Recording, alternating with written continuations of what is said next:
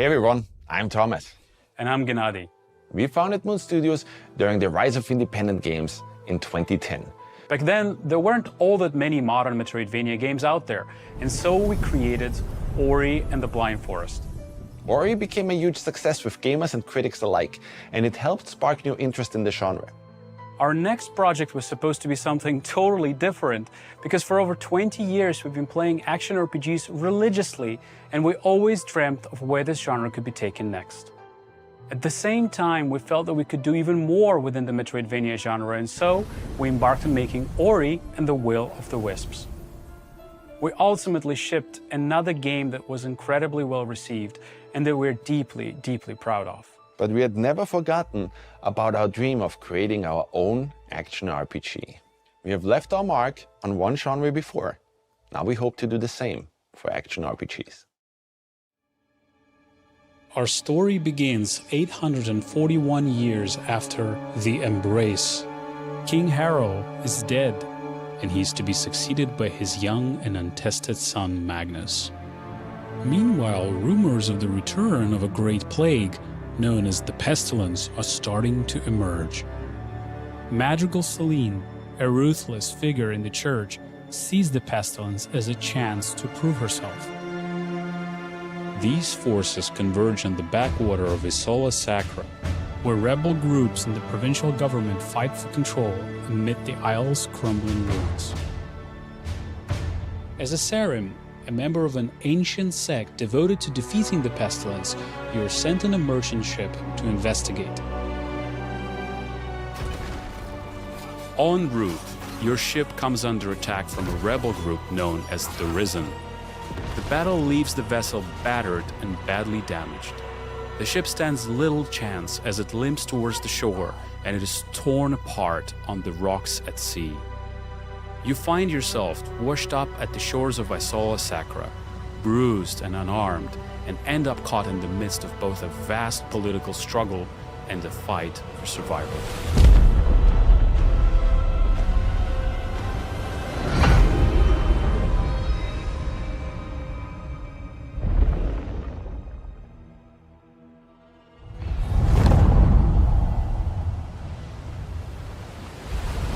With no rest for the wicked, we decided to handcraft an entirely seamless world. Nothing in this game is procedurally generated. Instead of moving across a randomly generated flat plane, throughout this showcase you will notice that our world is dense, interactive, uses a ton of verticality, and that every inch was crafted by a designer.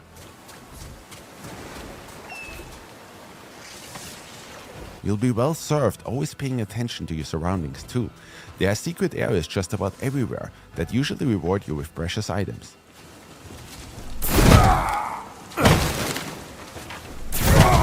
Loot in No Rest for the Wicked is randomized. It ensures that every player has their own unique experience, and that every time you explore an area, you might just finally get that last gold ore or new battle axe you've been waiting for. We abandoned the old point-and-click model to move your character around. We wanted players to have ultimate control over their character. Every movement you make should feel tactile and be intentional. For that reason, we designed Wicked to be played using WASD or a controller. I knew it.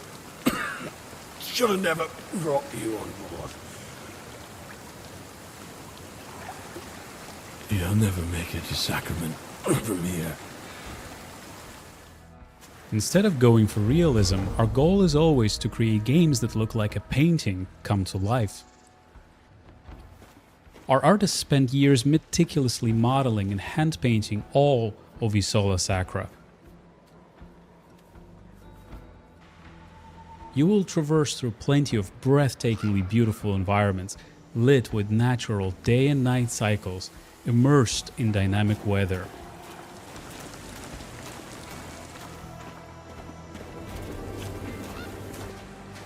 We also engineered a very special way of rendering our top-down world, where you can always see so much further into the distance. Our goal was to make everything as interactive as possible. If an object looks like you can climb it, then you can actually climb it. and if an object is too thin to walk over it, you might just need to balance your way across.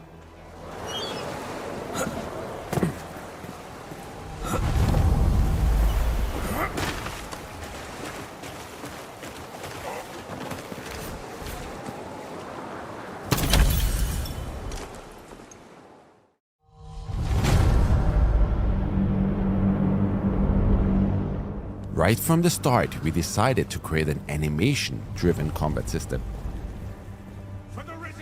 which to us meant that every attack you make should be carefully considered. We wanted to bring weighty, precision-driven combat to the top-down space. Combat that's inspired by several different genres from ARPGs to fighting games. In order to overcome an opponent, you need to watch out for telegraphed behaviors and then punish accordingly. Timing, spacing, and weapon weight are incredibly important in Wicked's combat model. In Arrest for the Wicked, every single weapon has its own unique moveset and stats driven by RNG.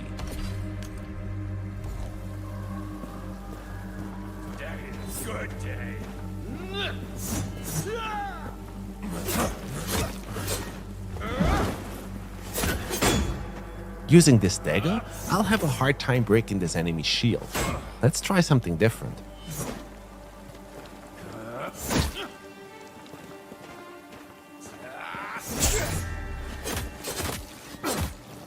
If you time it just right, you can parry incoming attacks, allowing you to exploit an enemy's opening.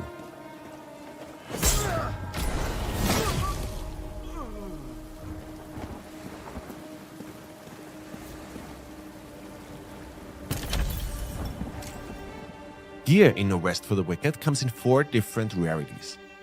White items are common. Unlike in other ARPGs, they're not trash loot. We instead made those the most customizable. Blue items are rare. They offer only positive enchantments. Purple items are cursed. They offer very positive enchantments, but they also come with a cursed enchantment.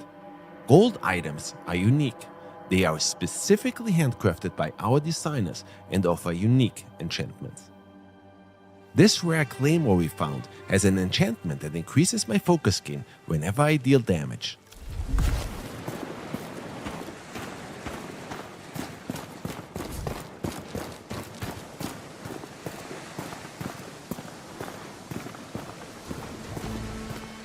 Every weapon has a chance to drop with its own unique rune, which can then be extracted and used on other weapons.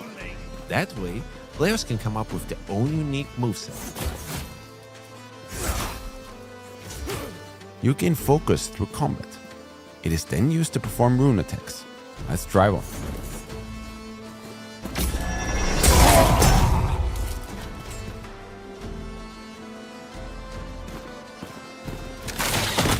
But every now and then, you might not even need to use your weapons to get rid of an enemy.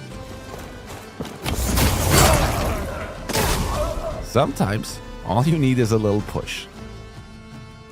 Every weapon you'll find in No Rest for the Wicked has its own bespoke moveset, custom made by our incredible animation department.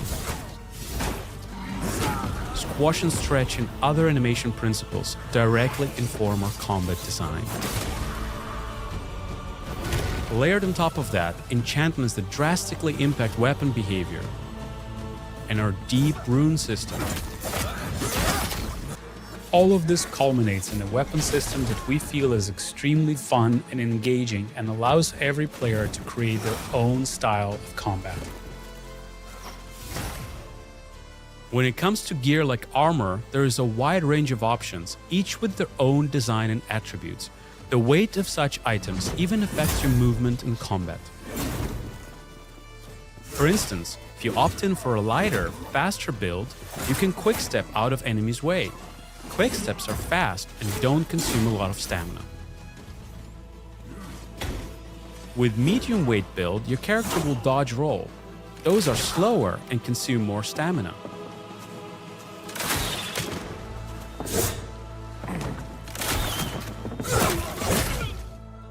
For No Rest for the Wicked, we designed a soft class system. Instead of locking you into a character class that you then have to adhere to for the entire playthrough, we want you to have the flexibility and freedom to play as the type of character you want to, and even come up with character classes we haven't even thought of. So far, we've shown what combat looks like with a more melee-focused build.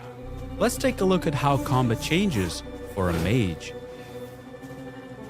This character build uses a two-handed staff. We have 3 rune specials available: Blink, Fireball, and Nova.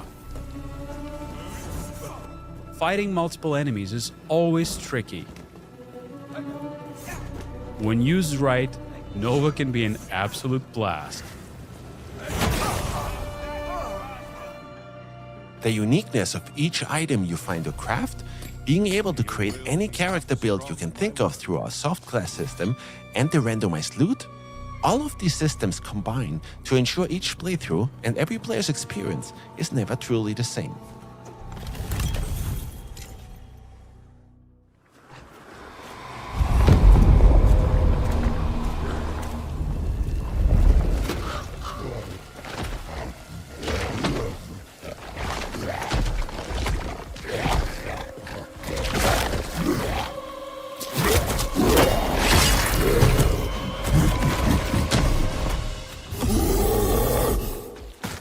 Saw Sacra is riddled with plagued enemies known as the Torn.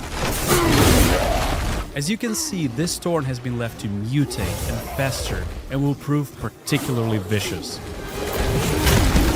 Our best course of action is to study his moves and attack whenever we see an opening.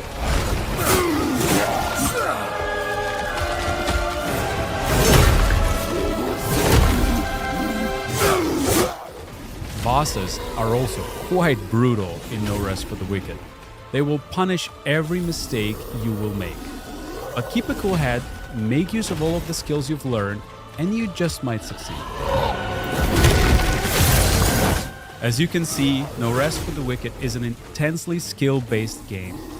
Your gear greatly influences your power in battle, but whether you die or overcome the challenge is ultimately down to your skill.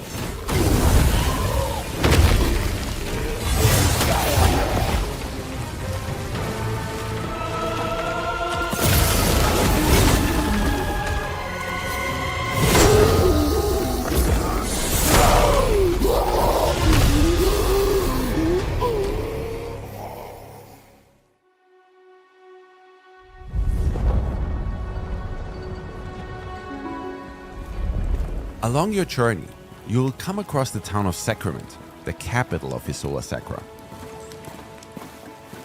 Sacrament is a war-torn place, but over the course of your journey, you can help rebuild Sacrament to its former glory. Oh, ignore their gates, Saren. They likely never seen one of your kind.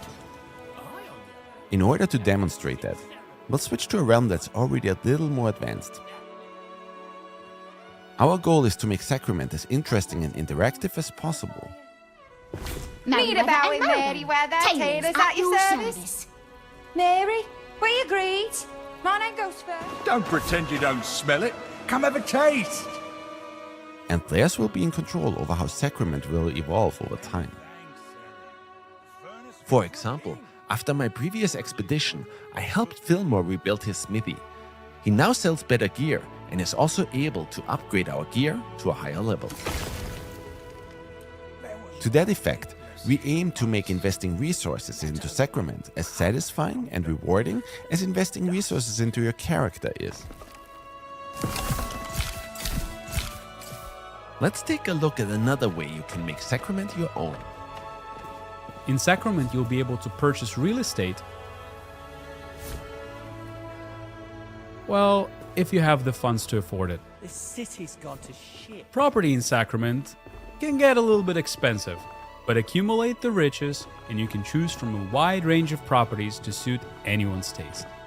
Your house is the perfect place to stash your loot, craft items, relax, and plan everything out for your next big run through the dangerous areas surrounding Sacrament. I just moved in here, so it's a little bit barren. Let's fix that. Out on your journey, you'll be able to collect or harvest valuable resources, which then can be used to craft new gear, furniture for your home, or even make improvements to the town itself.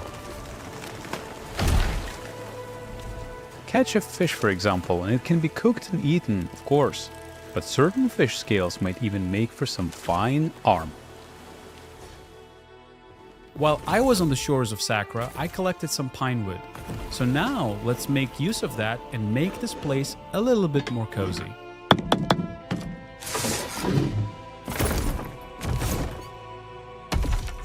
Housing is incredibly cool in No Rest for the Wicked. Since you're not constrained to a grid, you can come up with some really organic looking designs. The table looks nice, but it's missing something. It was much better. While some items you can place in your house are just cosmetic, our goal is for most of them to be functional and have a gameplay purpose. With a range of properties to purchase and an incredibly flexible interior design system, we hope players will be able to find and design a unique place for them to call home.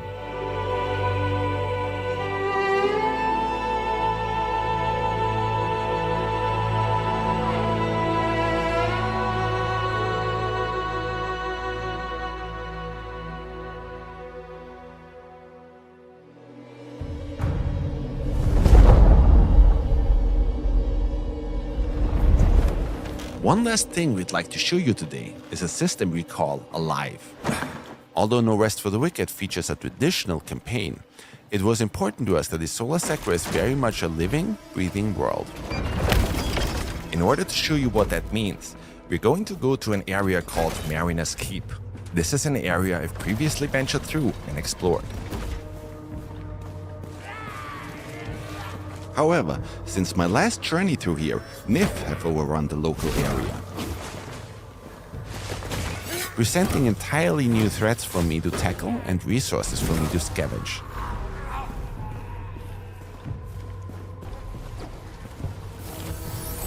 The world of No Rest for the Wicked is constantly changing around you. And each time you visit a region, you'll be faced with a drastically different experience.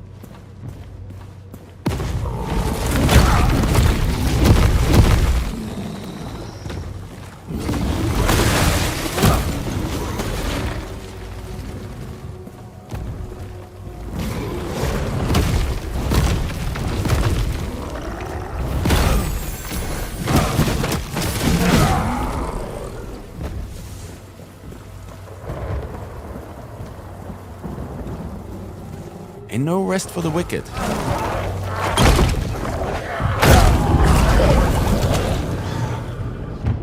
You never really know what to expect.